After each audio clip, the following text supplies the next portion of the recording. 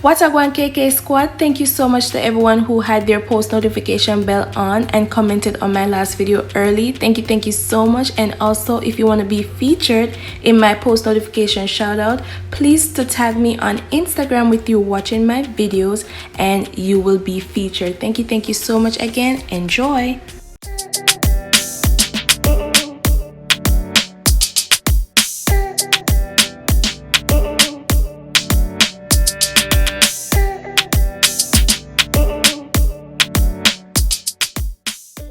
Wagwan KK squad, welcome back or welcome to my channel. It's Kurly Krissy and I'm back again with another video. As you can see by the title, I'm gonna be doing 5 things that I wish I knew before I started my YouTube channel. So let me just put these information out there to help someone else to know before they start their YouTube channel, right? I love to help.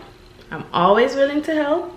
So let's get right into the video. But first, if you're new to KK Squad, please go ahead and subscribe. I'm gonna give you guys a little time. Go on. Done? Did it?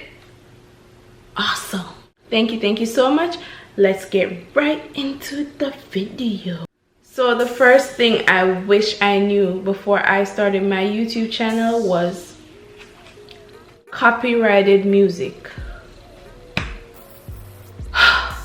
OMG, it is so hurtful. I know you guys want to put those bangers in your videos, those music that's popping like I'm a savage, classy, bougie, ratchet. Yeah, no, that's not it.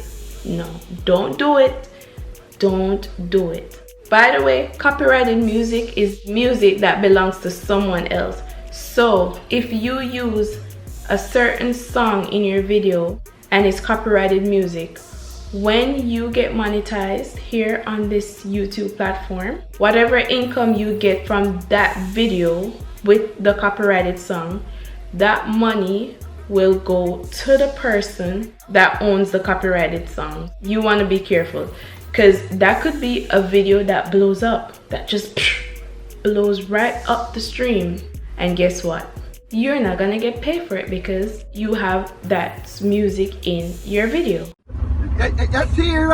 I wish I knew this before, because if you watch like past videos for me, you'll hear certain music in my videos. And this is another reason why I changed my intro. As you guys can see, I have a new intro, because not that I got copyrighted strike claim, none of that, no. It's just for future purpose, just in case, we don't know. I use copyrighted free music. So where I get those music from is the YouTube audio library. Those music are coming from YouTube music library. I can't go wrong with those music, so I use those songs. The next thing I wish I knew was keywords. Keywords are so important. If you want YouTube to recommend your videos to others, keywords. So the 2 apps that I use to help me with keywords and tags are TubeBuddy and vidIQ. Okay, so those 2 apps, you have a free version for both, but also you have a version that you have to pay. What they do basically is they help me to find tags and keywords that are getting a higher search volume. If you have those keywords and tags in your videos that are getting a higher search volume, then YouTube will definitely recommend your videos to people that are searching those keywords in the YouTube search. Alright, so for example, instead of writing in your title, "We are making shrimp pasta," no, you would write "how to make shrimp pasta," because if I go on YouTube and I want to learn how to make shrimp pasta, I'm not gonna type in "we are making shrimp pasta." I'm gonna type in "how to make shrimp pasta," and then that's how your videos pop up or get recommended, because that's what you have in your title and also in your tags Keywords: how to make shrimp pasta. Not we are making shrimp pasta. No. So keywords are very important. Use those apps to see the title that people are searching for, the keywords, tags, and those apps will help you out a lot. This I wish I knew a year ago. I literally just found out about this. So there you go. Honestly, I don't have anyone to tell me, oh, do this, do that. Everything I have to research on my own. I have to figure it out on my own. And if you can't research and figure it out on your own, then this is not for you. That's why everything I learn, it takes me a while to learn, because there's so much to learn about this platform. I spend hours on Google and YouTube search to learn all these things. As you know, YouTube and Google, they are together. They are partnered together. They come together as one. So Google is the highest search, and then YouTube come next. If this is what you want, you have to take the time out to be patient, to learn. People are so scared to sit and watch a video to learn. They rather to go to someone and ask, how do you do this? How do you do that? How do you? No, it's not gonna hurt. It's free to just type in the Google search or YouTube search for a question. Everything is there. Everything you need to know. I'll make this video, and then something out of this video that I said, for example, I said keywords. Okay, where should I put the keywords? Where should I put the tags? Just go ahead, and there are videos here that tells you where to put keywords, where to put tags. Just type it in the search bar. I promise you, you will get your answer. You have to be patient. You have to be willing to want to find this information, learn about them on your own. I could tell you anything. And you just stick with it. Go out there and get some more information. It's not that hard. My channel is just me researching, manifesting. Yes. The next one is cards and end screen. I wish I knew about these things before I started my YouTube channel. I literally just found out about these things like 2 weeks ago. So cards are the little things, like the little suggestions that pops up here, like suggestions, playlists, videos. It pops up right here, or a poll where you can connect with your audience, your subscribers. I didn't know about that. I usually see it in videos, but I thought you have to have like a certain amount of subscribers for YouTube to do it for you, basically. If you're talking about a certain topic, you can add it right here. You'll see it. I'm gonna put it right here. Cards, and then the end screen. End screens are at the end of each video. You'll see more videos that's on your channel.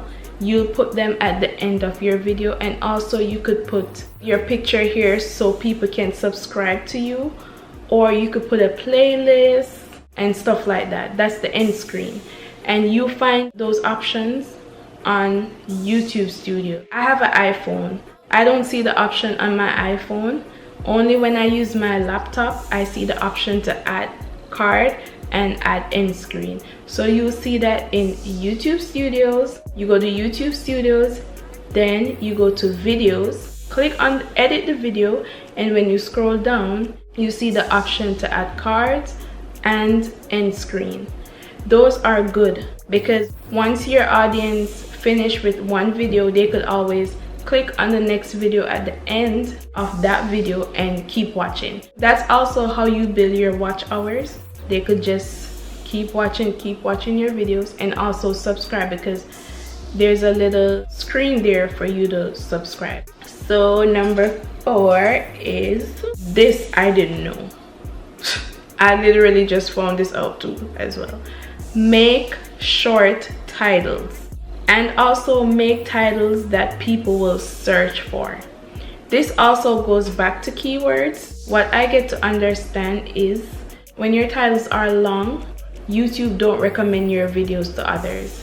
It has to be short and to the point exactly what is going on. If it's over like 50 letters or so, it's like, I didn't know that. My titles are always long because I'm trying to get the full information out there, but that's gonna hurt you more than it help you. So make short titles, make titles that people are searching for in the YouTube search bar. Like I said, it goes hand in hand with the keywords.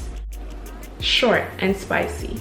It's always good to add your YouTube name at the end of your titles as well. So if your subscribers or audience write your name in the YouTube search bar, your videos pop up. So you're not hard to find on YouTube. It's always good to do that. Last but not least, number 5 is upload your videos on Wi-Fi. If you want that HD quality, that good quality video, upload your videos on Wi-Fi to get HD quality. Without Wi-Fi, you get the SD quality, which is standard definition. So uploading on Wi-Fi, you get the high definition, the good quality. I didn't know that. If you compare my video quality now to back then, it's totally different. I just found this out. When you go on your YouTube channel, you go settings, you scroll all the way down and you'll see upload on Wi-Fi. You turn that on. Under that, you'll see full quality, 1080, 720, you know, the quality to upload your video on. I always do full quality to get that full quality. You can always do the 1080 as well. Those two, good. You get that good quality. So those are 5 things I wish I knew before I started my YouTube channel. I hope you guys enjoyed this video. Thank you guys so much for watching. Please remember to hit that bell so you can be notified when I post videos.